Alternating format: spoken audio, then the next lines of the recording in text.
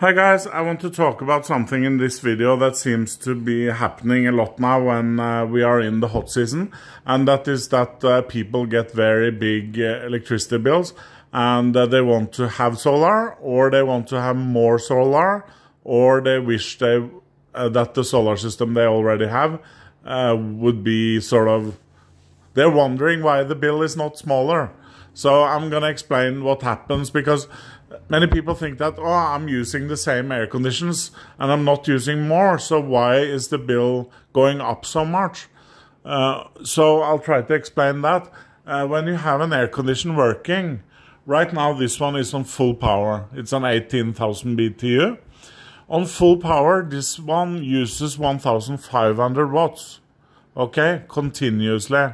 That's 1.5 kilowatt. But in the cold season, or even when it's not the hot season, this one, I will run it at level 1 or 2. Then it will take around 500 watts. Okay? So, yes, you may be using the same air conditions, and it seems like you are not using that much more. But in reality, each air conditioner is using at least 3 times as much. And then with old air conditions, it's even worse because they work even more inefficiently. So that's something to keep in mind when you're using electricity in the hot season, is that yes, you might be using the same equipment, but those appliances are using a lot more electricity. So, and freezers also, refrigerators, everything like that. And obviously, just by the nature of things, we are likely to turn on air conditioning more often, just because it's so hot.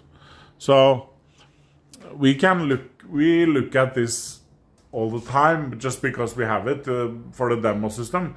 So we can observe here all the time, and that's what's really cool about having solar, is that you can actually look at the load, when you turn stuff on, and then you can actually see how much one appliance uses when you change it from different levels and on and off. And what to notice is that inverter air conditioners, they take about a minute or even more to get up to level of the usage that it has, because it doesn't take the pull immediately. It increases gradually, and that's very, very good.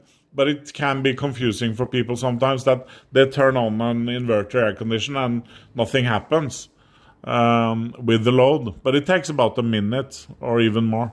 So with inverter air conditioners, that's a little bit special that you have to know. And also, it's important to really understand that solar, when you install a solar system, it can only help you up until the capacity has been used up, There's nothing magical about solar systems. They produce what they can, and after that, it's normal use. Then you use from the grid. So it's according to sizing of the system. Normally, we recommend to size for an average, not only for the hot season, but a little bit less than what people use in the hot season, just because we want to try to size the systems after the average load, so that you can use it. If not, if we size it only after the hot season, that wouldn't make much sense, because then you would have so much overcapacity the rest of the year, So it's about finding the balance, and it's about each individual, what they do. But of course, most systems can be expanded, so then if you find that you are increasing the use over more months than before, or your general load is just increasing, then you can normally expand the system, of course. And we have solutions for that. So, and also, of course, in the monitoring, you have access to all kinds of curves and everything. I'm not going to show you that here, but you can look on month, and you can see the load over over one day and over the whole month. So you see if it makes sense. And because to have solar is also a lot about understanding your electrical use, and it's a lot of fun. And you can take some time to do that, because that will increase your understanding and feeling of control also when you are dealing with electricity and usage. So it's fun to look at the load over time and see where you can save and how much, for example, windows on a western wall, how does that influence heat and things like that.